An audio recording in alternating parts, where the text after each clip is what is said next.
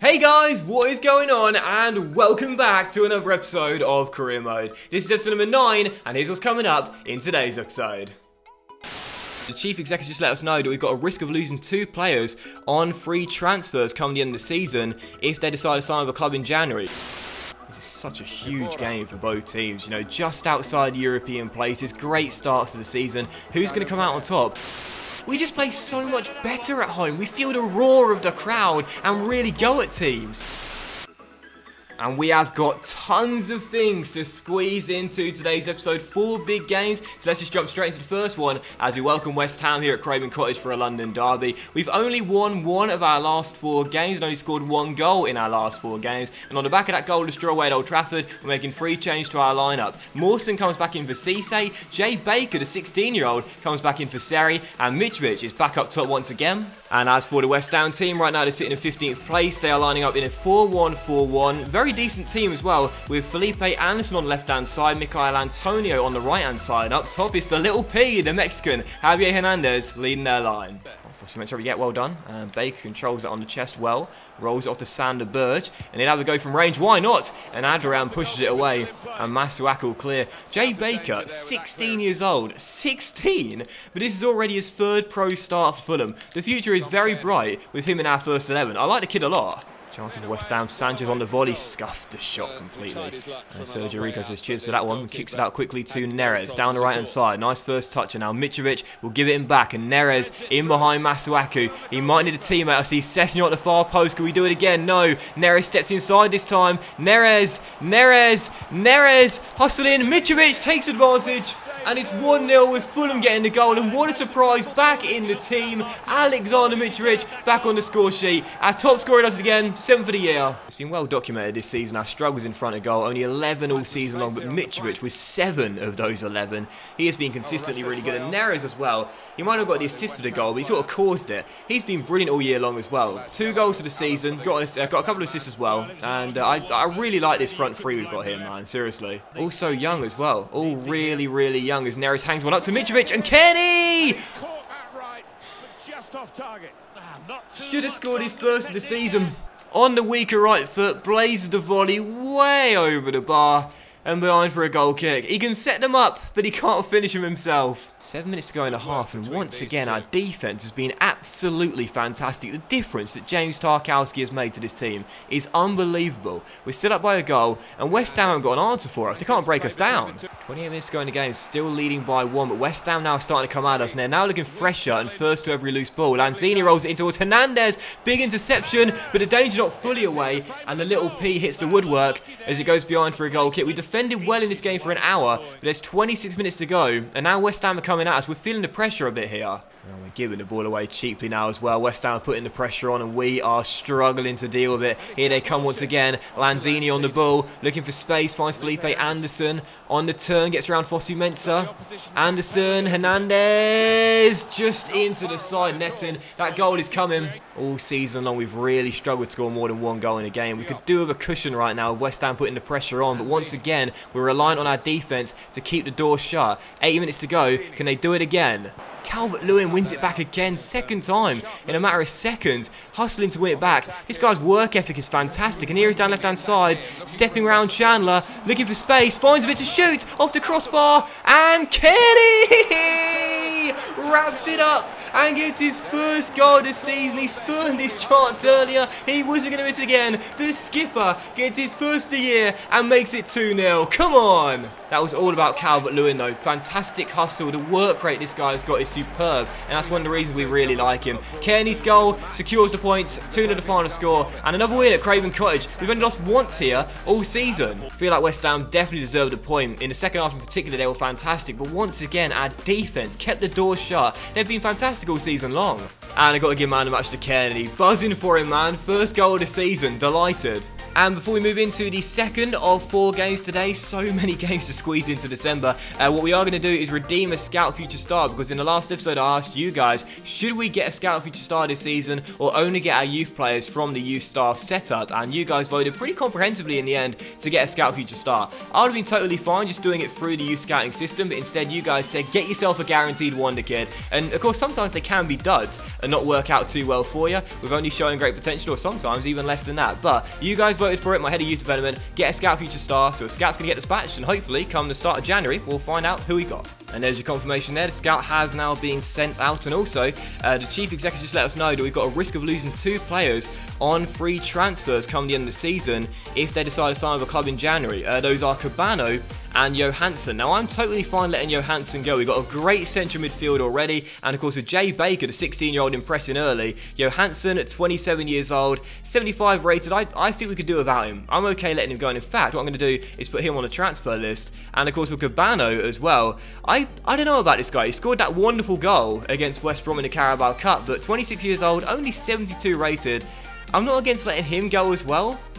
I'm not sure. I think they could both afford to be left, really. So moving on to the second of 4 games in today's episode, as we now welcome Leicester City to Craven Cottage, aiming for back-to-back wins here in front of our home crowd. This game comes in midweek, sandwiched in between 2 games on either weekend, and therefore we're making changes not due to tactical reasons, but due to fatigue. We've got Cisse coming back in from Mawson, we've got Zambo and Seri coming in for Burge and also Baker as well. As part of our front 3, Schürrle is getting a rare start ahead of David Neres. And as for the Leicester team right now, sat right next to us in the table, both teams just outside the top 4. Really good starts for both teams this season. They're lining up in a 4-2-3-1 with Mario Götze, their cam in this game, supporting Jamie Vardy leading the line. This is such a huge game for both teams, you know, just outside the European places. Great starts to the season. Who's going to come out on top and show they've got the best chance of finishing in the European place come the end of the season? Here's Kearney to Sessegnon though, and our first chance could fall here.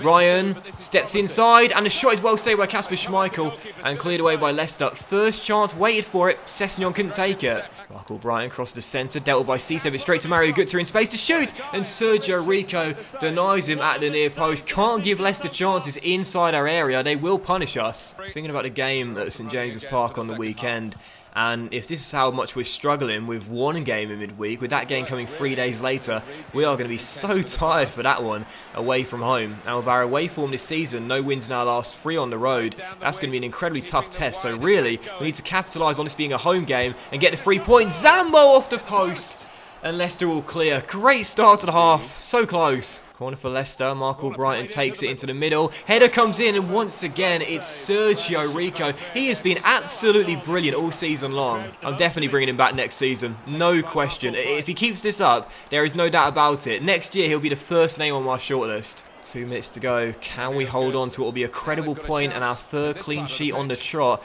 Leicester looking for the winner they deserve though. Ball across towards Suleimani, and this is surely their final chance. Ball inside, Jamie Vardy! Oh!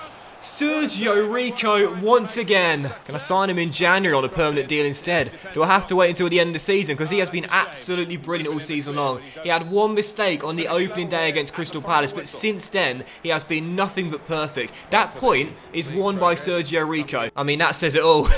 That says it all right there. Leicester City, far superior team, dominated possession, 8 shots, 5 on target. We didn't record a single shot on target in the entire game. Yes, we were fatigued, but Sergio Rico had an absolutely blinding performance between the sticks, and that's why we get our 3rd clean sheet on the trot. Brilliant display.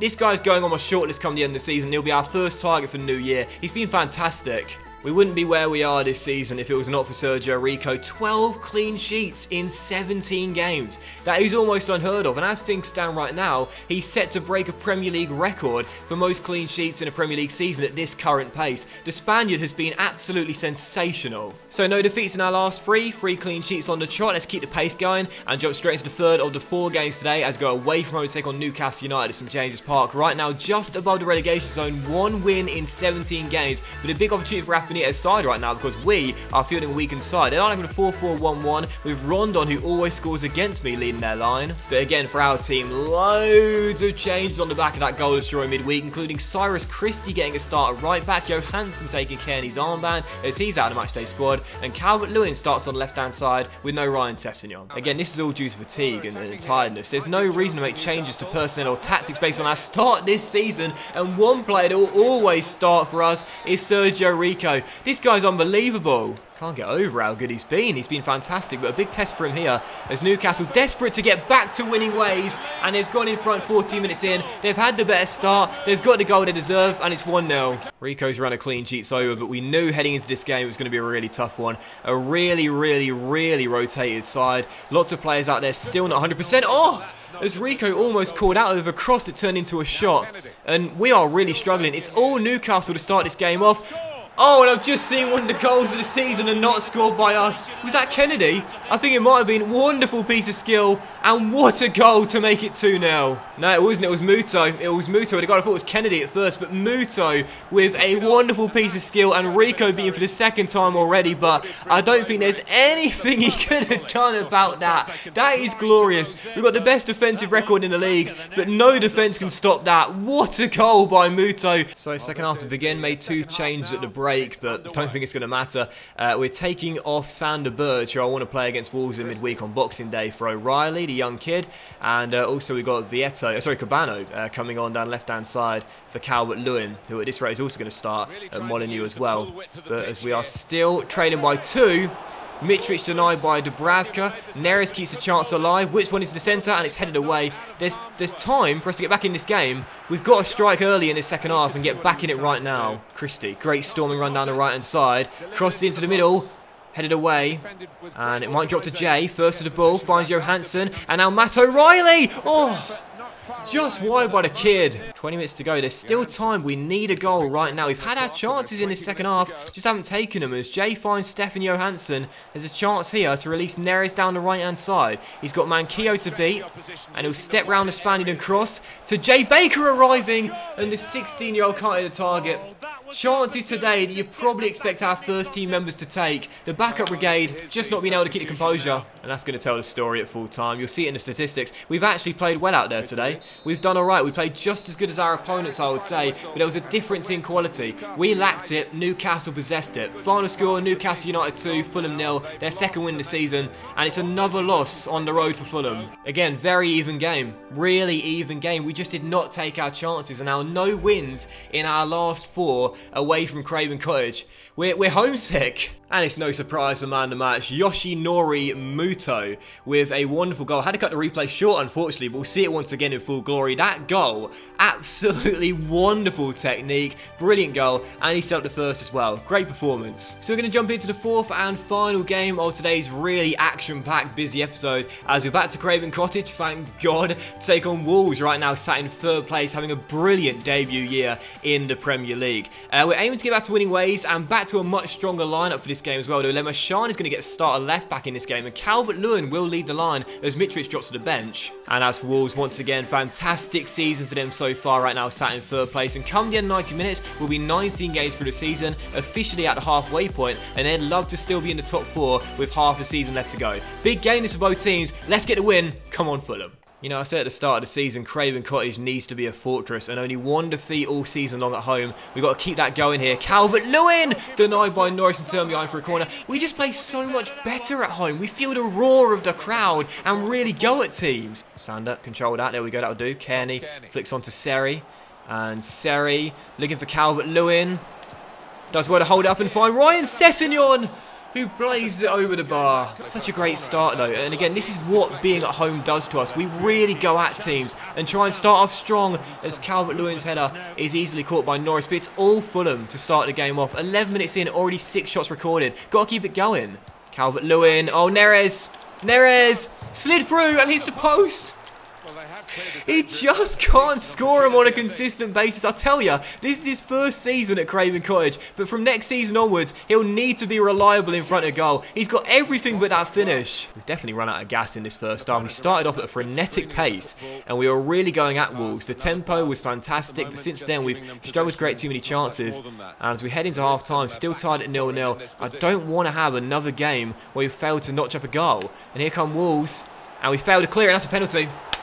That's a penalty. Fossey Metz takes his man down. Definite spot kick. No doubt about it. Definite penalty. Jimenez versus Sergio Rico. And what a surprise that Rico pulls off the save all season long. Absolutely fantastic. And now he's performed the heroics from the spot as well. I love this guy. Second half gets underway. I knew he would save that.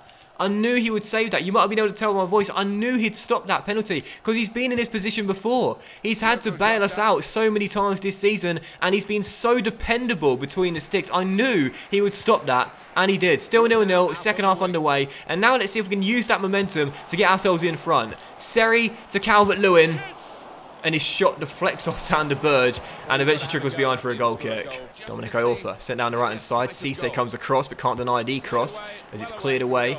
And Calvert-Lewin controls. We're really slow to get up and support our front three. Whenever they get the ball, we're really slow to get numbers forward and join the attack. And that needs to change if we are to find a goal and get in front here. As Calvert-Lewin fires us home, and right on cue we do get in front. Dominic Calvert-Lewin makes it 1-0 to Fulham, takes his chance in the starting 11 and puts us in front. Come on! I want this win so badly. Seri rolls it through to Dominic, takes his time and fires it past Norris into the back of the net for his second goal in the Premier League this season and third overall. He works so hard, Dominic. That's what I like about him so much. And if we continue to train that finishing in training and turn him into a clinical finisher, he'll be a great backup striker to have when Mitrovic is out of the team. I like this kid a lot. And there he is again, hustling, winning it back. That's what he does best. Always looking for a chance to get back on level terms here. Diego Jota to Mendes and Rico again standing strong. 4 action-packed games today, and unfortunately another goal to report as well. Wolves back on level terms, and it was coming. They've been a slightly better team out there. Corner to the centre, great finish by Den Donker to Belgium, and Wolves back on level terms. Into the final 5 minutes, I do see a late winner here. Both teams not settling for the point and going for all 3. Chance for Wolves, steps inside. Rico once again, absolutely brilliant. One final chance for the hosts. Le Marchand into Seri. And now Zambo off the bench takes it across the half and finds Vieto also off the bench. And Alneros is onside. How is your cross, David? Schürrle! What a save by Norris. Game for the goalkeepers today. Neither keep a clean sheet, but both are the big reason why neither side lost the game. 1-1 the final score. Not a bad point now. Stats suggest it was quite one-sided. I don't think so. Really, really balanced game. Wolves played really well, just as good as us, and definitely deserved a point. And man of the match to both goalkeepers too. Sergio Rico providing those heroics in the first half, saving that penalty, and Norris as well, with some big stops ensuring that Wolves would get themselves a point and not leave Craven Cottage with nothing. So, that will end today's episode, and what a big episode it's been, guys. So many action-packed games. Fantastic one, though. And we'll end today's episode there on a positive. We'll stay in the top 10 halfway through the season. 19 games to go. And whilst we're still the league's lowest scorers, 30 points from 19 games, and the best defensive record in the league with only 10 goals conceded as well. We're reflecting on the positives and not the negatives after a really good first half of the campaign. In the next episode, the January transfer window is going to open, so definitely don't miss that one. And in the comment section down below today, guys, if you could, leave me some pre-contract transfer suggestions, and I'll put some on the shortlist for the next episode. So thanks for watching, guys. Have a fantastic evening. Much love to you all, and I'll see you for the next episode of Career Mode with that January transfer window opening very soon. Bye.